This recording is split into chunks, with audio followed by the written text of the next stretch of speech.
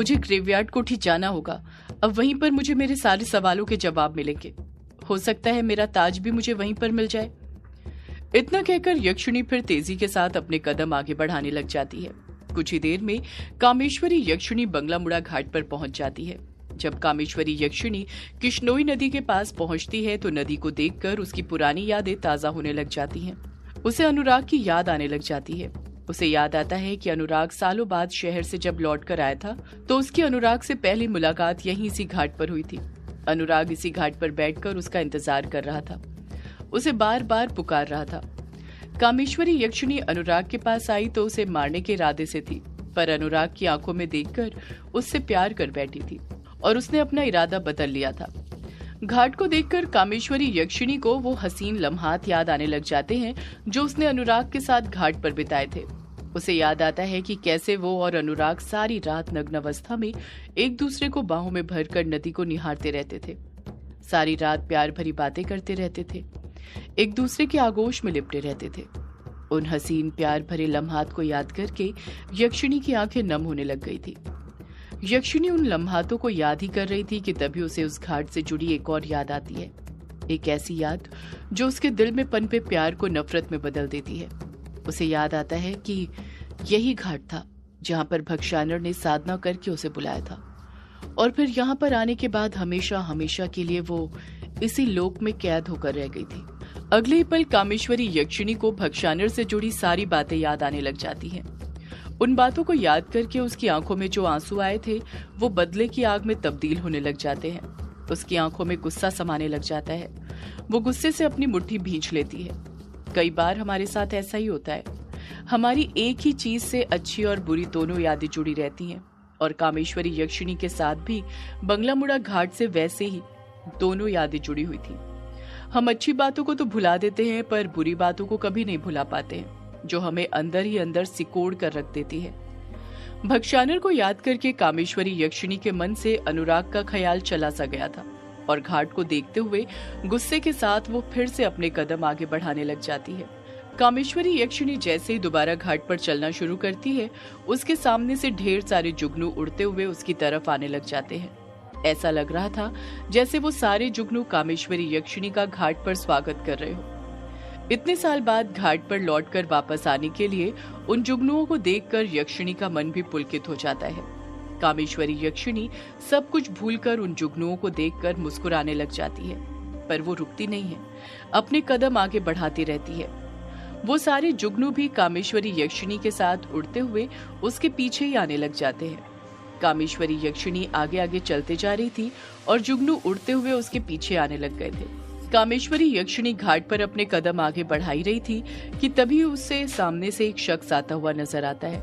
अंधेरे में होने की वजह से उसे उस शख्स का चेहरा ठीक से नजर नहीं आ रहा था, पर जैसे जैसे वो अपने कदम आगे बढ़ाते जा रही थी उस शख्स का चेहरा क्लियर होते जा रहा था और जैसे ही उसकी नजर उस शख्स के चेहरे पर पड़ती है, उसके कदम अपने आप थम जाते हैं, उसके चेहरे के एक्सप्रेशन बदलने लग जाते हैं। ऐसा लग रहा था जैसे उसने एक ऐसे शख्स को देख लिया था जिसकी उम्मीद उसे घाट पर मिलने की बिल्कुल भी नहीं थी। उस शख्स को देखकर कामेश्वरी यक्षिणी के अंदर का गुस्सा और ज्यादा बढ़ने लग जाता है। कामेश्वरी यक्षिणी के सामने कोई और नहीं बल्कि रज्जन खड़ा हुआ था, जिसने काली शॉल ओढ़ रखी थी। जिस तरह कामेश्वरी यक्षिणी रज्जन को देखकर दंग रह गई थी, उसी तरह रज्जन भी कामेश्वरी यक्षिणी को वहां पर देखकर दंग रह गया था। उसे तो अभी भी अपनी आंखों पर यकीन नहीं हो रहा था कि उसके सामने कामेश्वरी यक्षिणी खड़ी हुई थी। कामेश्वरी यक्षिणी और रज्जन दोनों ही एक दूसरे को एकटक देखे जा रहे थे। दोनों की ही एक दूसरे से नजर नहीं हट रही थी। ऐसा लग रहा था जैसे उन दोनों के लिए ही वक्त थम सा गया हो। कामेश्वरी यक्षिणी के चेहरे पर तो रज्जन के लिए गुस्सा साफ नजर आ रहा था, पर रज्जन के चेहरे पर एक पछतावा नजर आ रहा था। कामेश्वरी यक्षिणी रज्जन को एकटक देखते हुए हैरानी के साथ कहती है, रज्जन? रज्जन भी कामेश्वरी यक्षिणी को एकटक देखते हुए उससे बोल पड़ता है, यक्षिणी? इस तरफ ग्रेवयार्ड कोठी के अंदर युग अपने कमरे में बिस्तर पर लेटा हुआ था। वो एकटक नजर से छत की तरफ देखे जा रहा था। युग को देखकर ऐसा लग रहा था जैसे वो किसी गहरी सोच में खोया हुआ था। उसकी आंखें आंसुओं से भरी हुई थी। वो मंदिर से भले ही सुबह ही वापस लौट कर आ गया हो, पर जब से वो मंदिर से लौट कर आया था अपने कमरे में ही बैठा हुआ था। एक बार भी अपने कमरे से बाहर नहीं निकला था। मंदिर से लौट कर आ जाने के बाद भी उसके कानों में बार बार कार्तिक पुजारी के ताने ही गूंज रहे थे जो वो यामिनी को सुना रहे थे। युग खा गया कछुए को। कछुआ अपना सब कुछ छोड़कर युग के पास आया था और युग ने क्या किया, मार दिया उसे, खा गया वो। कार्तिक पुजारी की यही बातें बार बार युग के कानों में गूंजे जा रही थी। उसे अंदर ही अंदर ये आवाज चुभने लग गई थी। युग पागलों की तरह अपने हाथ दोनों कानों पर रखते हुए चिल्लाते हुए कहता है, मैंने नहीं मारा है कछुए को, मैं उसे क्यों मारूंगा, वो दोस्त नहीं जान था मेरी। युग एक लंबी आह भरते हुए फिर खुद से बोल पड़ता है, सबको यही लगता है कि कछुए को मैंने मारा है, पर सच तो कुछ और ही है। उस रात उसे वहां पर आना ही नहीं चाहिए था। अगर वो वहां पर नहीं आया होता तो ऐसा कुछ नहीं हुआ होता। कछुआ आज भी हम सबके साथ ही होता। इतना कहकर युग अतीत की यादों में खो जाता है। उसे वो पल याद आने लग जाते हैं जब वो अपने दोस्तों के साथ वापस से ग्रेवयार्ड कोठी में रहने के लिए आ गया था। उस रात कार्तिक पुजारी ने जब युग को मंदिर परिसर में रहने के लिए मना कर दिया था तो यामिनी, अभिमन्यु, डायना, पलक और कछुआ भी युग के साथ ही वहां से निकल गए थे। उनमें से किसी के समझ नहीं आ रहा था कि मंदिर परिसर से निकल जाने के बाद वो कहां पर जाए। फिर युग ने कहा कि ग्रेवयार्ड कोठी ही चलते हैं, वहां अब कोई खतरे वाली बात नहीं है। यामिनी और अभिमन्यु ने इस बात का विरोध तो किया, पर युग की बात मानने के अलावा भी उनके पास कोई चारा नहीं बचा हुआ था, क्योंकि वो लोग हवेली भी नहीं जा सकते थे। हवेली तो उस काले साए ने पहले ही बर्बाद कर दी थी, इसलिए वो सब ग्रेवयार्ड कोठी में रहने के लिए आ जाते हैं। जैसा युग ने कहा था वैसा हुआ था। उस काले साए के ग्रेवयार्ड कोठी से जाने के साथ ही उसका खौफ भी वहां से चले गया था। कुछ ही दिन में युग के साथ ही सब लोग ग्रेवयार्ड कोठी में अच्छे से रहने लग गए थे। 1 महीना हो गया था उन्हें ग्रेवयार्ड कोठी में रहते रहते, पर अभी तक एक भी ऐसी चीज नहीं हुई थी जिससे उनके मन में डर पैदा हो और वो ग्रेवयार्ड कोठी से जाने का सोचे। सब कुछ ठीक चल रहा था। युग के अंदर भी काफी बदलाव आ गया था। वो पुराना वाला युग बनने लग गया था। जब उसने अपने दोस्तों को बताया था कि उसने शक्तियां पाने के लिए उस पूर्णिमा की रात घाट पर शिकार किया था, तो उसके दोस्तों ने मिलकर उसे बहुत समझाया था कि वो काले साए का अंत करने के लिए दूसरा रास्ता खोज लेंगे। इसलिए युग ने भी अपने दोस्तों की बात मानकर अगली अमावस्या पर किसी का शिकार नहीं किया था। वो ग्रेवयार्ड कोठी के अंदर ही रहा था। युग को अपने आप पर काबू करता हुआ देख उसके सभी दोस्त उससे बहुत खुश थे। सब कुछ ठीक चल रहा था। जिंदगी की ट्रेन पटरी पर आने लग गई थी, पर जब पूर्णिमा की रात आई उस रात सब बर्बाद हो गया। रात का वक्त था। ग्रेवयार्ड कोठी के अंदर सन्नाटा छाया हुआ था।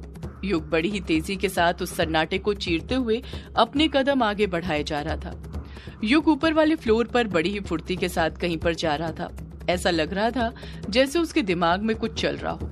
वो अपने आसपास नजर ही नहीं घुमा रहा था, बस सीधे आगे बढ़ते जा रहा था।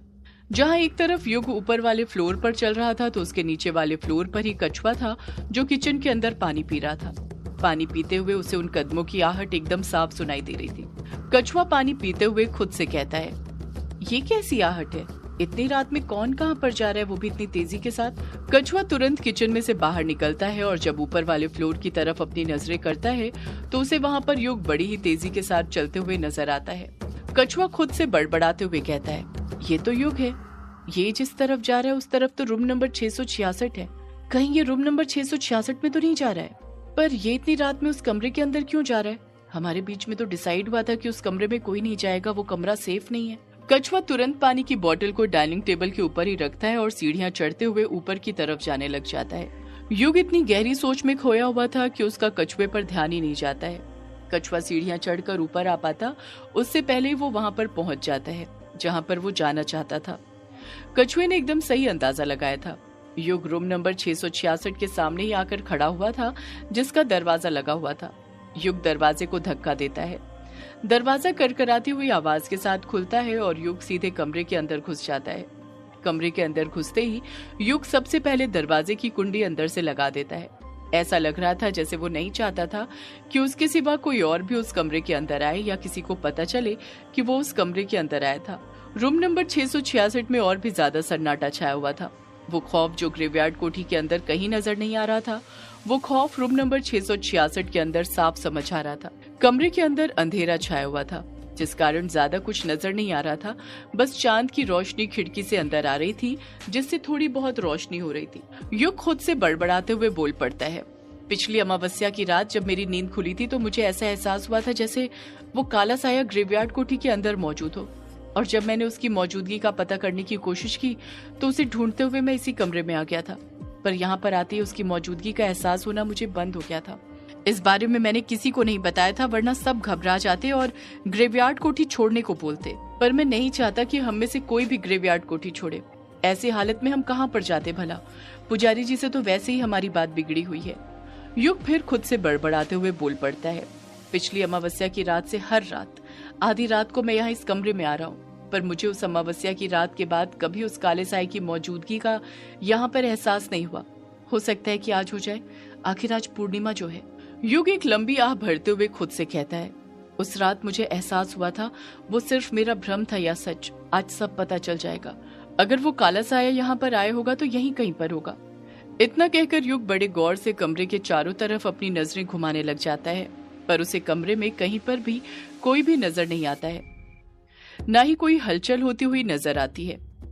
युग कमरे के अंदर ही अपनी नजरें जमाए रखता है। वो इंतजार करने लग जाता है उस काले साए के वहां पर आने का, पर उसे कमरे के अंदर कहीं पर भी कुछ होता हुआ नजर नहीं आता है। कमरे के अंदर इतना ज्यादा सन्नाटा छाया हुआ था कि खुद युग को उसके दिल की धड़कनों की आवाज सुनाई देने लग गई थी। युग अभी अपने दिल की धड़कनों की धक धक धक धक आवाज को सुन ही रहा था कि तभी उसे दरवाजा खटखटाने की आवाज सुनाई देती है। जब युग दरवाजे की तरफ अपनी नजरें करता है तो देखता है कि कोई बाहर से दरवाजा बड़ी जोर से खटखटा रहा था। युग दरवाजे को देखते हुए खुद से कहता है, ये इतनी रात में यहाँ पर कौन आ गया? बाहर से आवाज सुनाई देती है, युग युग तू अंदर है क्या? तू इतनी रात में यहाँ पर क्या कर रहा है? युग अगले ही पल उस आवाज को पहचान लेता है और खुद से बोल पड़ता है, ये तो कछुए की आवाज है, ये यहाँ पर क्यों आ गया, वो भी इस वक्त? कछुए की फिर आवाज सुनाई देती है, युग युग तू ठीक तो है ना? तू अंदर क्या कर रहा है? जल्दी दरवाजा खोल। युग कछुए पर चिढ़ते हुए कहता है, इस कछुए को भी अभी यहाँ पर आना था क्या? कछुआ कस कस कर दरवाजा खटखटाए जा रहा था। ऐसा लग रहा था जैसे अगर युग ने जल्द ही दरवाजा नहीं खोला तो कछुआ दरवाजा तोड़कर सीधे कमरे के अंदर घुस जाएगा। युग मुंह बनाते हुए खुद से कहता है, लगता है मुझे दरवाजा खोलना ही पड़ेगा, वरना ये कछुआ हल्ला करके सबको जगा देगा। फिर मुझे सबको बताना पड़ेगा कि मैं यहाँ पर क्यों आया था। अगर ऐसा हुआ तो सब फिर से डरने लग जाएंगे। इतना कहकर युग दरवाजे की कुंडी की तरफ अपना हाथ आगे बढ़ाता है और दरवाजा खोलने लग जाता है। युग ने दरवाजे की आधी कुंडी अभी खोली ही थी कि तभी उसके हाथ पर जो 5 निशान बने हुए थे वो धीरे धीरे एक साथ पीले रंग की रोशनी के साथ चमकने शुरू हो जाते हैं। युग उसी वक्त वहीं पर रुक जाता है, दरवाजे की कुंडी को पूरा नहीं खोलता है। युग अपने हाथ के निशान की तरफ देखते हुए खुद से कहता है, ये क्या हो रहा है? ये निशान अपने आप कैसे चमक रहे हैं? ऐसा तो तभी होता है जब वो मेरे आसपास होता है, इसका मतलब वो काला साया यहीं पर है। सदियों से है पुरानी ये है यक्षिणी की कहानी। यक्षिणी एक आग है, यक्षिणी तेरा ख्वाब है।